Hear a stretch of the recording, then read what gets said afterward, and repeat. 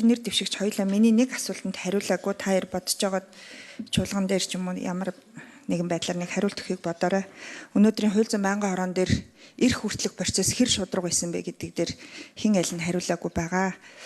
За тэгээд үндсэн хуулийн цэц бол үндсэндээ улс төрийн карьераа төгсөж байгаа хүмүүсийн очдог газар бол байх ёсгүй гэж боддог.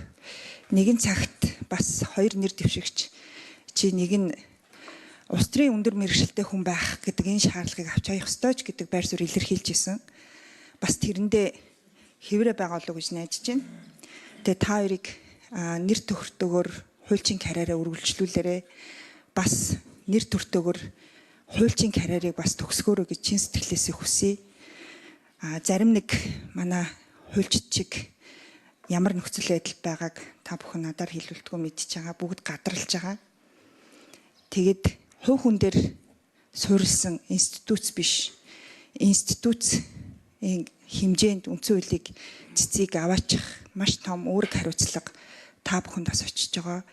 Маш олон хуульчдын, маш олон иргэдийн ихтгэл найдварыг бас тээж байгаа. Тэр зөвхөн хувь хүний асуудал бол ерөөсөө эн чинь биш гэдгийг бол та бүхэн маань бас хэн аль нь бол мэдж байгаа хаа гэж бодож байна. Тэгээд амжилт хүсье.